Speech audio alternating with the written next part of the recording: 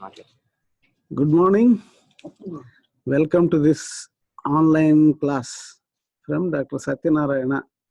Hope you are all keeping staying at home in safe atmosphere and eating good food and taking good meals and fruits also, isn't it?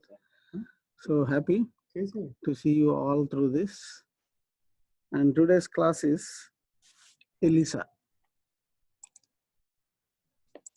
ELISA is enzyme-linked immunosorbent assay.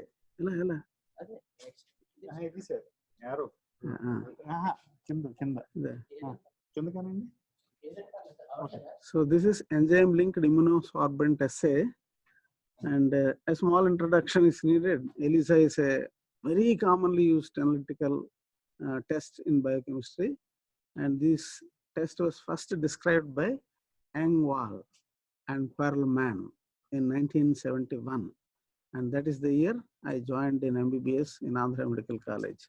I'm so glad to remember that. And this assay uses solid phase enzyme immunoassay, that is known as EIA. This will detect the presence of a ligand, and this ligand is commonly a protein. That is, in a liquid sample we are doing this, and that is most important. So antibodies will be directed against the protein to be measured. This is most important. So antibodies will be directed against the protein that should be measured in a liquid sample. Okay. So ELISA has been used as a diagnostic tool in medicine, plant pathology, biotechnology, and in quality control check in various industries. And all the world is depending on this ELISA. And when I first went to get the training in Mahatma Gandhi Institute of Medical Sciences at Wardha, Sevagram, I was so thrilled to undergo the training for 15 days in MGIMS. So this is a very curious tool, medical kit, to do so much of service for the diagnostic medical practice. Okay. So Engvall E you are seeing, and Perlman P you are visualizing on the screen. These are the two fellows who started utilizing its service. Engvall and Perlman published their first paper in 1971 and demonstrated its quantitative value for alkaline phosphatase, and that was reported by them. So Perlman's further research included cytotoxicity of human lymphocytes and immunogen selection and epitope mapping for malarial vaccine. And malarial vaccine was developed following that. So immunodiagnostics was started by Perlman, and further it was accelerated throughout the world. So before the development of ELISA, the only option that is left for us is radioimmunoassay. Radioactivity labeled antigens we used to employ, antibodies also, but that was quite cumbersome and hazardous also. So in radioimmunoassay, that is RIA, radioactivity provides the signal that indicates whether a specific antigen or antibody is present in that sample or not. So RIA is very sensitive in vitro technique. So wherever in a small sample, liquid sample, we can do, it's a very sensitive technique. We used to do it in the initial days. So it used to measure the concentrations of substances, and it measures the antigen concentrations like hormone levels in the blood and all those things by use of antibodies. So radioimmunoassay was first described in a scientific paper by the woman. She is the 6th Nobel Prize winner, Rosalind Sussman-Yalow. And another one is Solomon Baston. And this was published in 1960. And its application was utilized by the other people in 71. So 10 years after its identification, it was utilized by the other people, and its value was increased. So RIA method was developed by Rosalind Sussman-Yalow and Roger Gilman and Andrew Shalley at Veterans Administration Hospital in Bronx, New York in 1977. By 1950, Yalow has equipped a radioisotope laboratory at the Bronx VA Hospital, Veteran Hospital, and she decided to leave the teaching to finally devote her attention to full-time research, and that changed her life. So that is the increasing value of radioimmunoassay. There she collaborated with Solomon Baston to develop the radioimmunoassay. So this revolutionary development earned Dr. Allo the Nobel Prize Medicine in 1977. She is the second woman to win the Nobel Prize. And her for Nobel Prize, there should be an acceptance speech. So Yalow said, the world cannot afford the loss of the talents of half of its people. You know, half of its people are only women, isn't it? 50% are contributed by the woman in statistics. So she said, the world cannot afford the loss of the talents of half of its people if we are to solve the many problems which beset us. These are the golden words she uttered when she was accepting the Nobel Prize in that meet. RIA method was developed by Rosalind Sussman Yalow, Roger Gilman, and Andrew Shalley at the Veterans Administration VA Hospital in Bronx, New York in 1977. So this is the wonderful photograph of Rosalind Yalow, and most of our girl students are more or like resembling Rosalind Yalow, isn't it? So I'm so fond of seeing her in your face. So Rosalind Sussman Yalow, she was born in July 19, 1921, and she lived up to May 30, 2011. And that is the year where I got retired from my active government service in 2011, May 30, that is the day. On that day of my retirement, she breathed her last. She was the American medical physicist. You know, physicist means MSc physics and applied atomic physics and PhD, isn't it? She is the American medical physicist. In 1977, Yalow was the sixth individual woman. Actually, she was the seventh, but Marie Curie got 2 times Nobel Prize winning. That's why we can count that she is the sixth individual woman and the first American woman to win the Nobel Prize. So in the scientific field, she got the Nobel Prize. She was also the second woman in the world to win the physiology or medicine category of Nobel Prize. So that's the greatness of the smile in Rosalind Sussman Yalow. So enzyme-linked immunosorbent assay, we use one antigen of interest will be absorbed onto a plastic surface. This is known as sorbent. So antigen is recognized by the specific antibody, that is the immuno one. And the third one, this antibody is recognized by the second antibody, and which has an enzyme attached. This is known as enzyme linked. That is the meaning of the word enzyme linked. And substrate reacts with the enzyme to produce a product, and that product will be usually colored. That's the easiness of this ELISA technique. So labeled immunoassays, some antigens, antibody reactions, they cannot be detected by precipitation or agglutination. That will be usually done by us. Looking for very small amounts will be very, very difficult for in other techniques.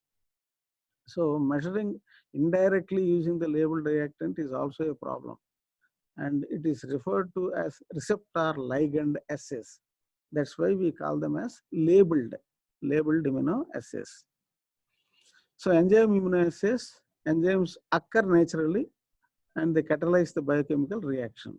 And the enzymes are very cheap, they are readily available, and they have long shelf life. You can prepare and keep it in the shelf in refrigerator, and they can easily adopt for automation. So automation can be done through the instrumentation.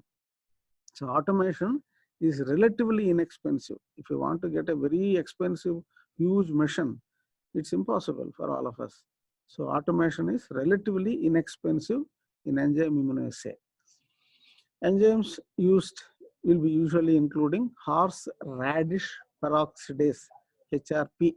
This is the wonderful tool that we use in enzyme immunoassays, which I have seen throughout my 15 days of exposure in the Mahatma Gandhi Institute of Medical Sciences, Sevagram. Wonderful area. So horseradish peroxidase is commonly used and highly cheap. And glucose 6-phosphate dehydrogenase is another one. Alkaline phosphatase is another one. And beta D galactosidase is another one. These are the 4 usually enzymed enzymes in enzyme immunoassay technique. Horseradish peroxidase and alkaline phosphatase are most popular. They are very cheap than all the other things. Beta D galactosidase is very costly, and glucose 6-phosphate dehydrogenase is highly selective.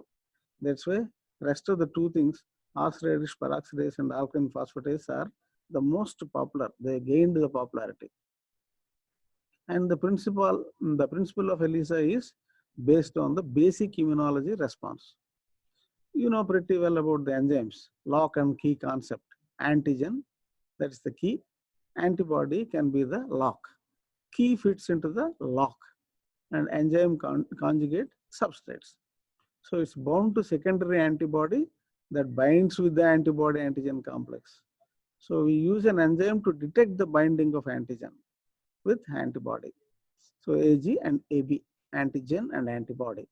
So enzyme converts a colorless substrate, that is known as chromogen, to a colored product. Initially, it will be, the chromogen will be colorless. Later on, when it is linked, it will produce a colored product that indicates the presence of that particular antigen antibody binding. And that is the easy technique in ELISA. So an ELISA can be used to detect either the presence of antigens or antibodies in a sample depending on how the test is designed. That is most important. And these are the plates, ELISA plates. Usually we have 96 wells, micro titer wells we call them. Usually they are marked as 96 wells. They are marked on one side alphabetically and numerically on the other side. And they come with the kit usually. So we need not prepare anything. We need not design anything. They come with the kit that is supplied by them. This is known as ELISA plate. All of you can see that micro titer wells, 96 wells. So basic procedure of ELISA. We have a substrate and a colored product, enzyme, primary antibody, and the different antigens in the sample. All of them will be uniting together and they produce a colored product. So basic procedure of ELISA is, first step is we have to load the student samples, that is unknown samples, in a triplicate in the wells of the microplate strips. So we'll incubate it for 5 minutes and then we rinse it. The second step is we add the primary antibody to all the wells and incubate again for 5 minutes. We again rinse it.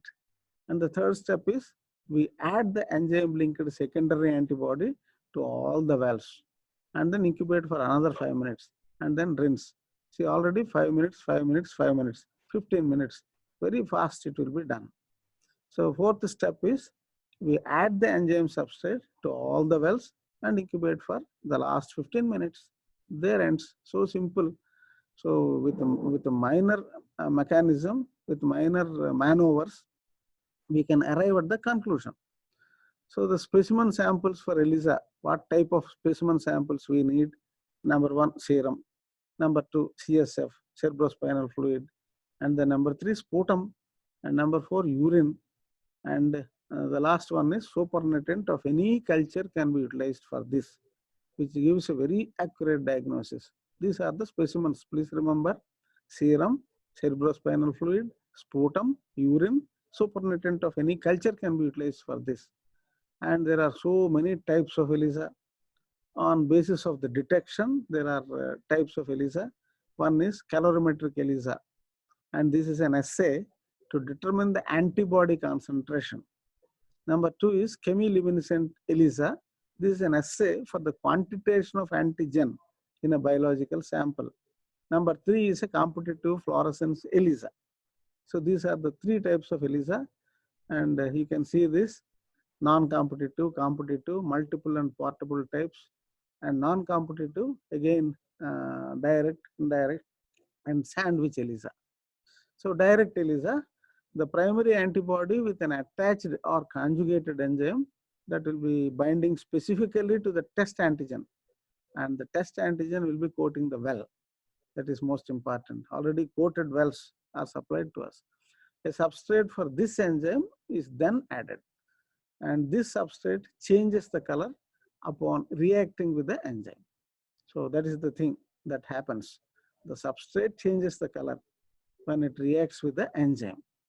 The higher the concentration of primary antibody present in the serum, the stronger will be the color change. So we can see a dark color change. That means it's a strong one, positive one.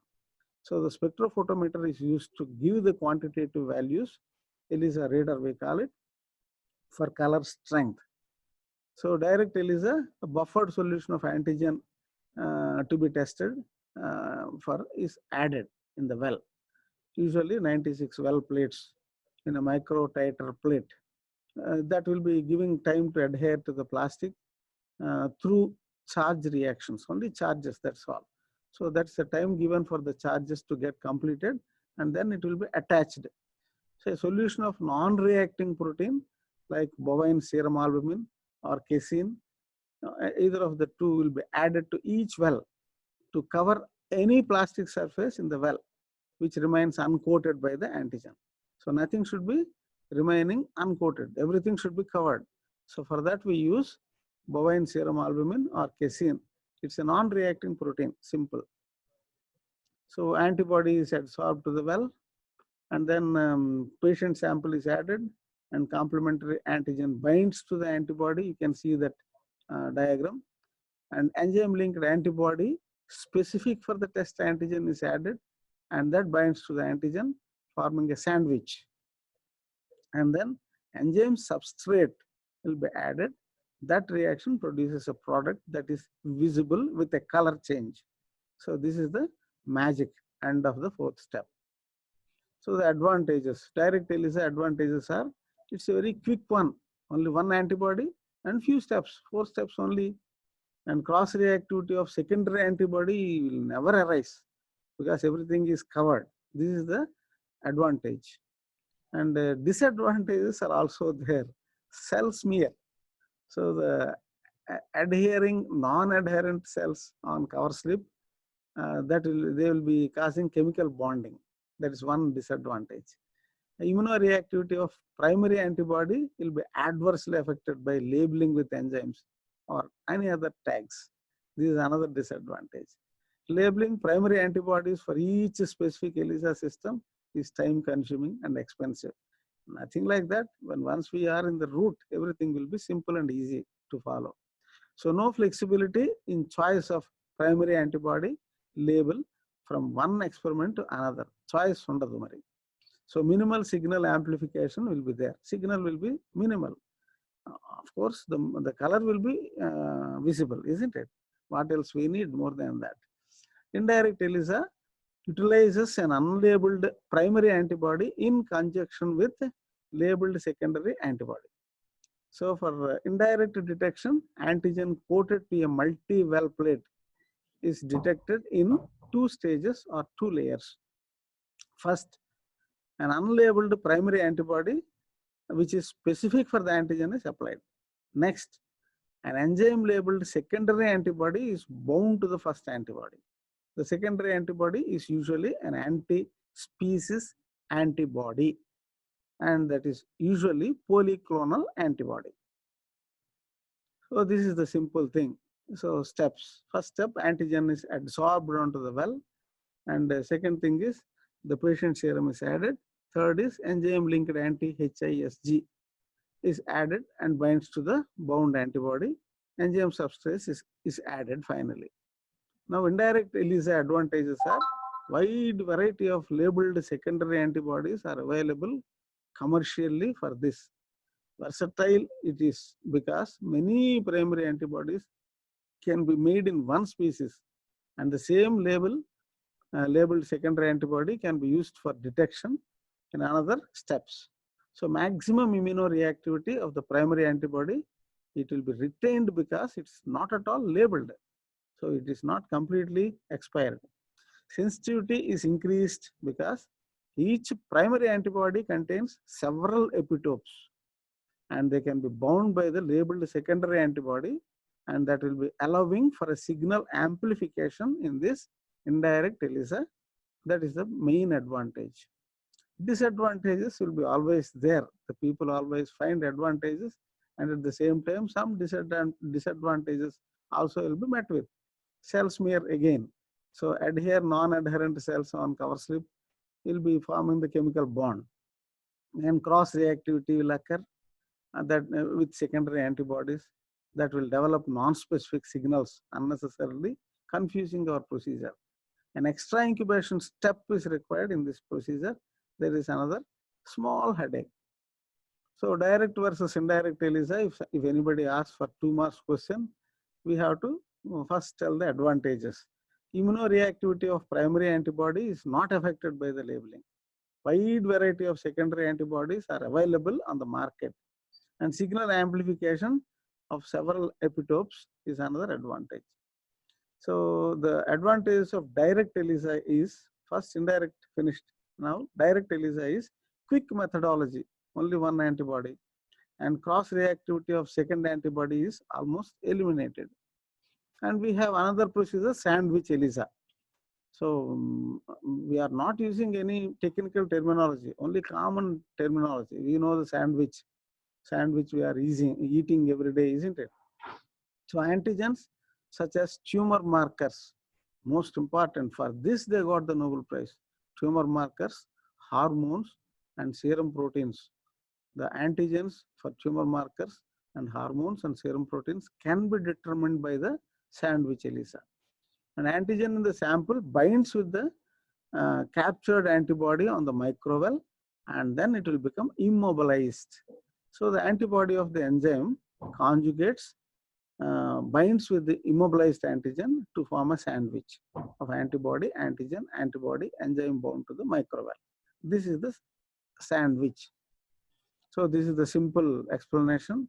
In the solid phase, an antibody will be applied, and then we add the antigen, and then again we add the antibody and enzyme conjugates, and then enzyme will be bound to that, forming a sandwich.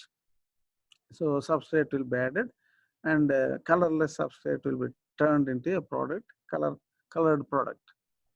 So different types of ELISA are there, capturing antibody coatings, antigen coatings, blockings, sample antigen incubations, primary antibody incubations, secondary antibody incubations, substrate preparation, signal detections, and data analysis. These are all the simple procedures in different ELISA types. Now competitive ELISA. Antibody coated microvell is used, and serum antigen and labeled antigen added together. That is known as competition. Antibody antigen enzyme complex bound is inversely related to the concentration of antigen present in the sample. So increased serum antigen results in the reducing binding of antigen enzyme conjugate with antibody, producing less enzyme activity and yellow color formation. So this is used to determine the small molecules like T3 and T4 and progesterone. That is for which this is very much famous, competitive ELISA. And we have the reverse ELISA, almost we are using this. That is the fourth ELISA test that doesn't use the traditional wells. We do not need the traditional wells. So this test leaves the antigens suspended in the test fluid. And this test allows multiple antigens to be tagged and counted at the same time. Tagging and counting will be done at the same time. So this allows specific strains of bacteria to be identified by 2 or more different color tags. If both tags are present on a cell, then the cell uses the specific strain. If only one is present, it is not. So this test is done generally one test at a time and cannot be done with a microliter plate. So the microtator plate cannot be employed for this. The equipment needed is usually less complicated and can be used in the field also.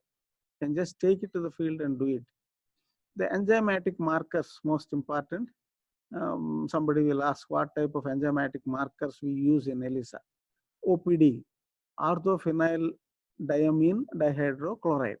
So it turns into amber color to detect the horseradish peroxidase, which is often used as a conjugated protein.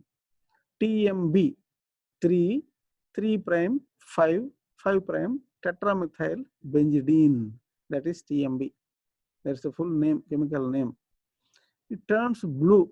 This is most popularly utilized when detecting the horseradish peroxidase, and turns yellow after the addition of sulfuric acid or phosphoric acid.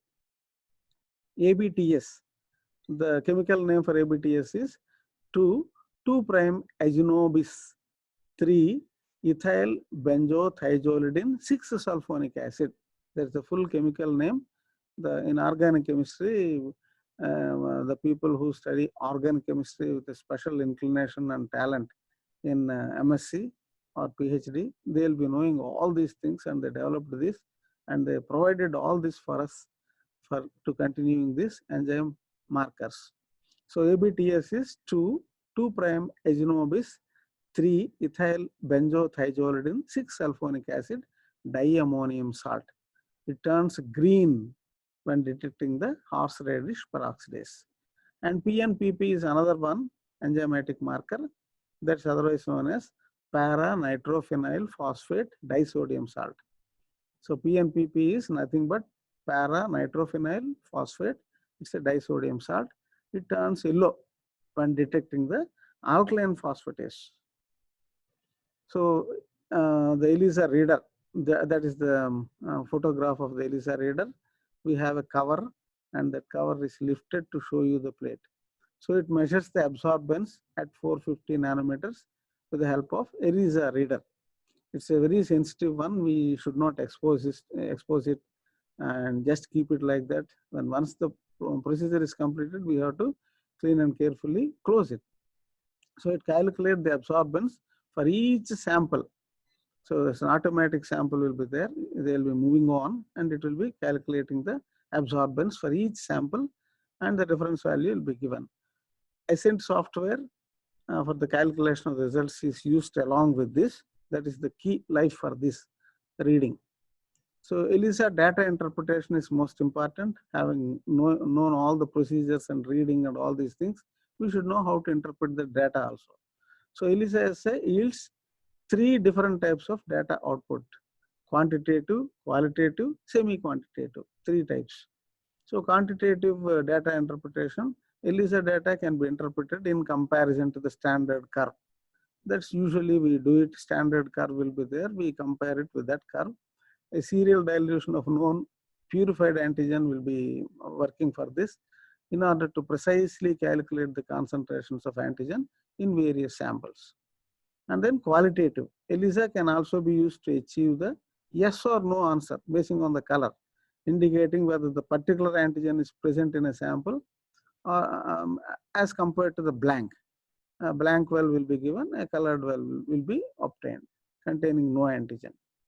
So no antigen, yes antigen. So what color we are developing? That is the qualitative.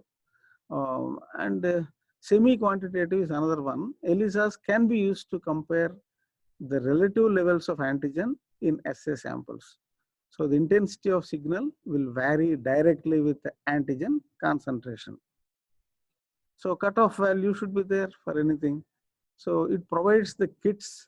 The kit manufacturer will give the cutoff value. This is the cutoff value for this type of kit. And the cutoff values defines the ranges in which 90% of normal population is negative.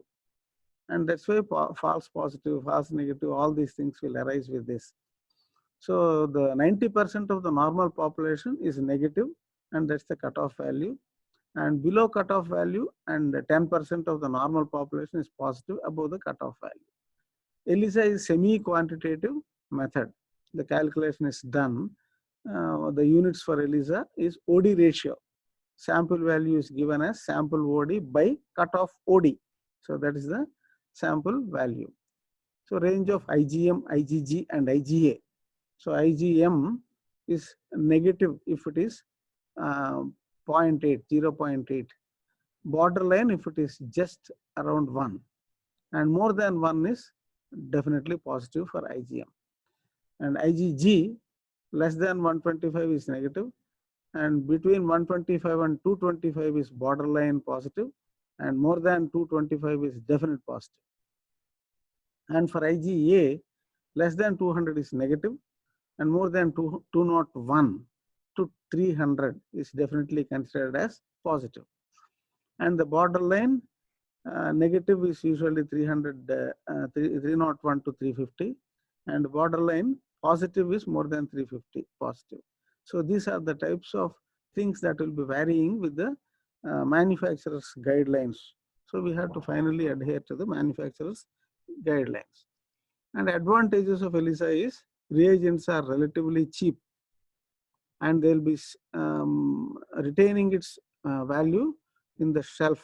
So long shelf life is the added advantage for us. So it's highly specific and highly sensitive. Even for the amount of less than 1 picogram per ml, it gives a wonderful reaction. So no radiation hazards will occur while using this in the laboratory. So labelling, disposal చేసినప్పుడు కానీ, waste విడిచిపెట్టినప్పుడు కానీ మనకి ఏమీ radiation hazards Rao. That is the most important one. So it's very easy to perform and very quick procedure, and equipment is widely available in the market. So it can be used to a variety of infections. I will tell all the infections where we can utilize it. So it can be used on most types of biological samples like plasma, serum, urine, and cell extracts also. So that is the advantage of most types of biological samples like plasma, serum, urine, and cell extracts. Few disadvantages always will be there. Measurement of enzyme activity can be more complete, and the measurement of activity of some type of radioisotopes is impossible. And enzyme activity may be affected by plasma constituents. Some constituents in the plasma will interfere with enzyme activity. There the problem arises. And kits are not so cheap, even though we call them as cheap. They are not so cheap. So very specific to particular antigen, but they don't recognize the other antigens. So కళ్ళకి గంతలు కట్టుకొని వెళ్తున్నట్టే వెళ్ళి ఏది identify చేయగలదో దాన్ని మాత్రమే పట్టుకుంటుంది, అన్నింటినీ పట్టుకోవడం వీలు పడదు.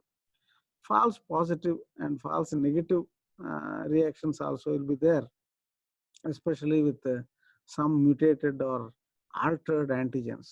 So always the chances of mutations taking place in antigens is there, and that's why we may get false positive, most dangerous, and false negative equally dangerous, isn't it?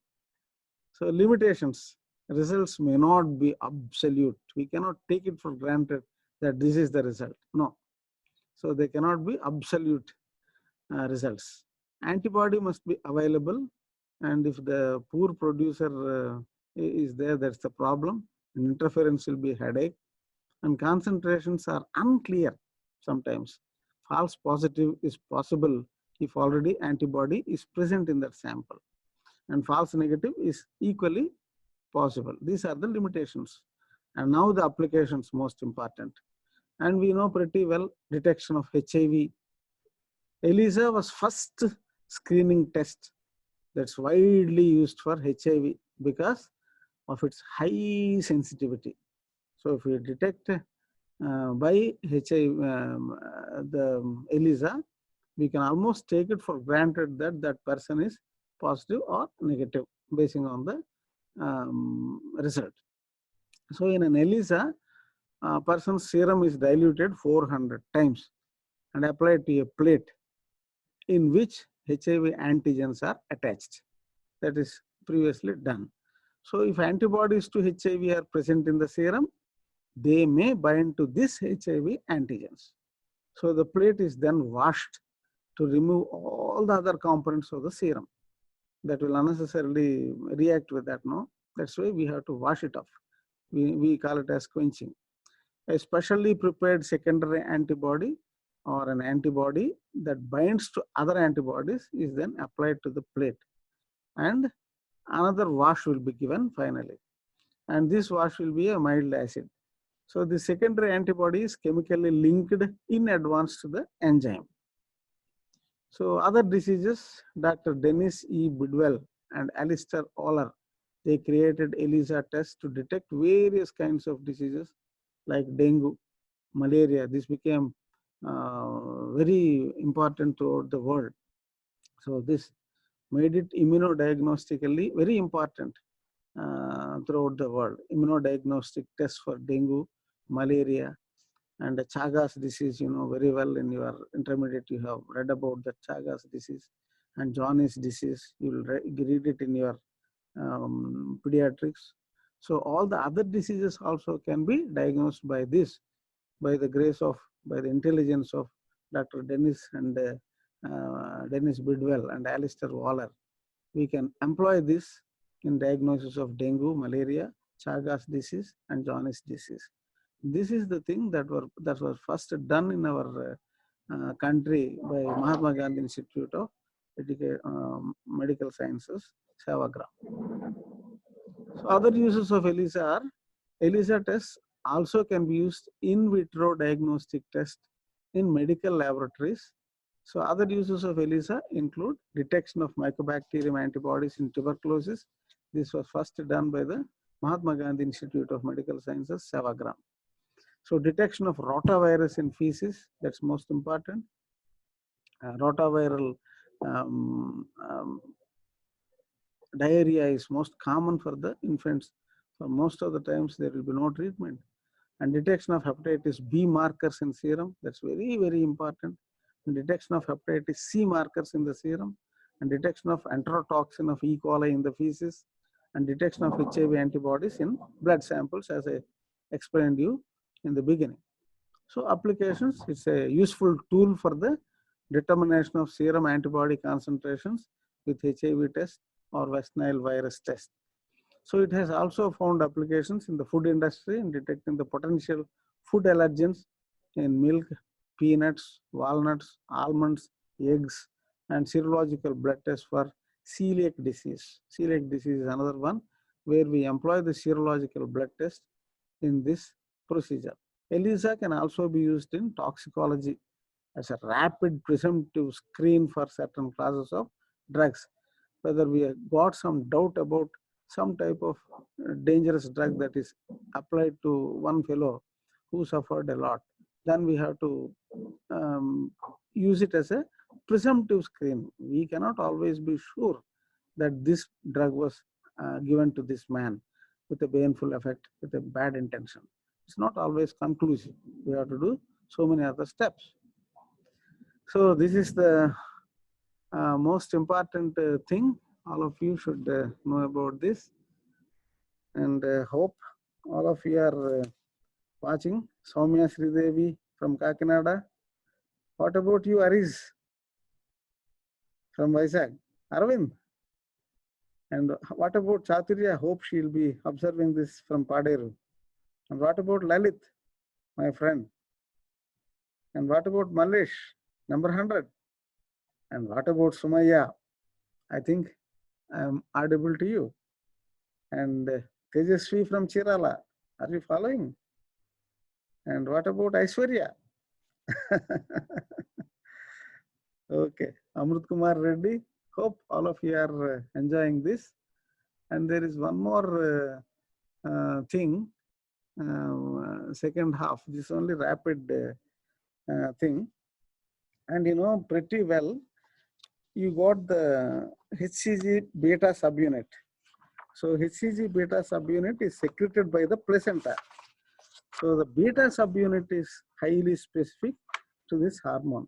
You know pretty well about alpha subunit. And alpha subunit is the same subunit that is found also in LH, FSH, and TSH hormones. So identification of alpha subunit will not give us any information. It is the HCG beta subunit that gives us the strong positive indication.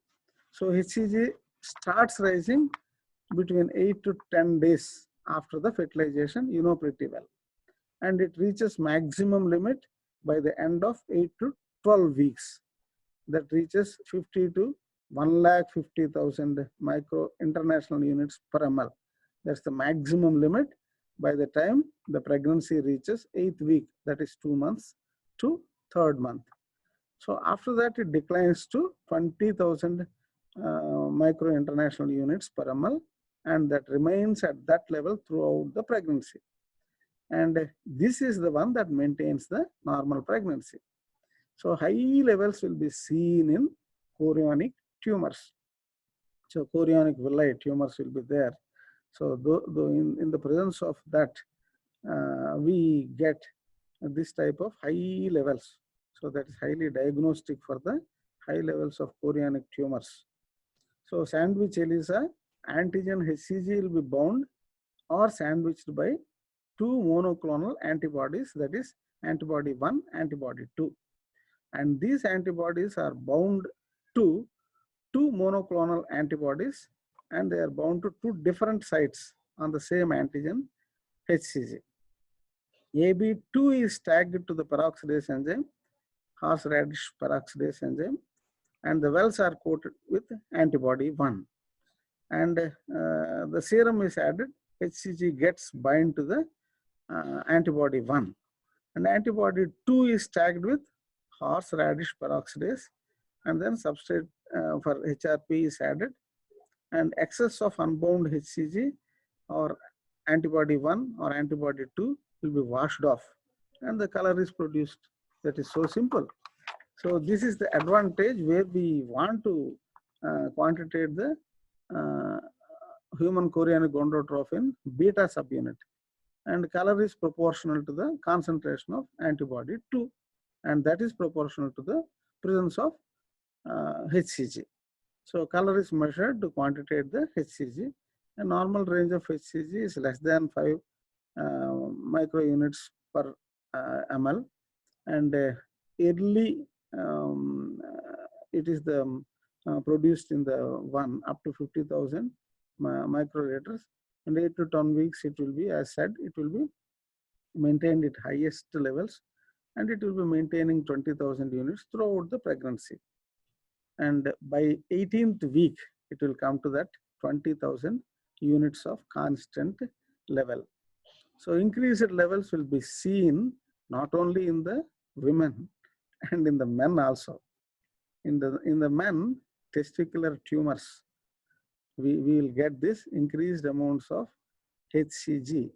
So this is most important. Even for the men also, it is increasing. And even in non-pregnant women, it indicates malignancy.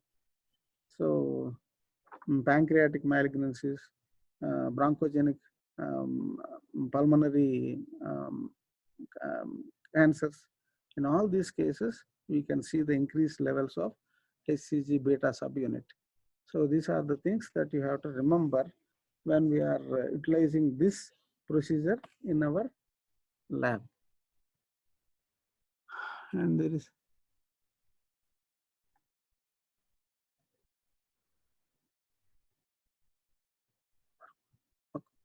ఇంకోటి ఉంది, కొంచెం time ఉంది కదా, time అయిపోయిందా?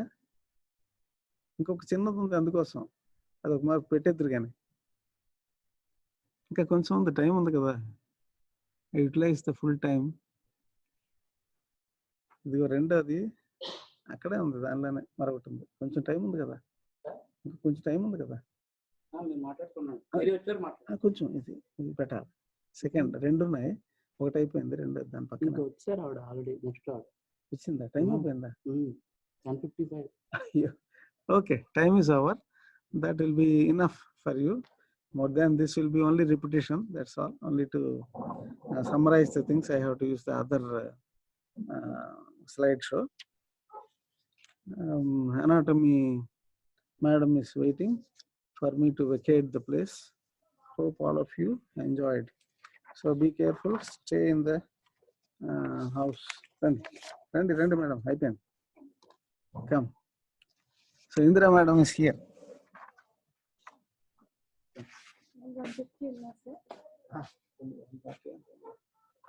Continue చేసేద్దామా?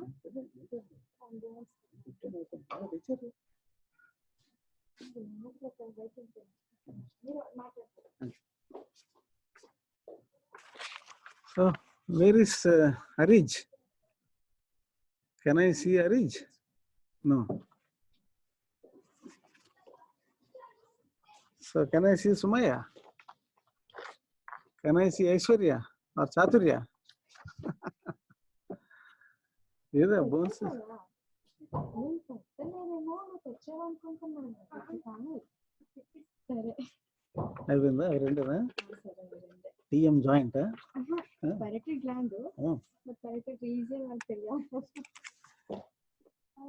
వస్తారు sir, లేదంటే continue చేసేయాలి. చేసేద్దరు, మీకు తెలుసు కదా, నాకైతే తెలియదు కాబట్టి కొంచెం తీసేస్తే దాన్ని లోడ్ చేసింది కదా. అదే కూర్చోండి, రేపు బాగా కనపడుతుంది మొత్తం. నేను నిల్చొని చెప్పేస్తాను సార్. క్లియర్గా వస్తుందా? వచ్చిందా? వచ్చింది. అయితే వెనక్కి వెళ్ళాలి.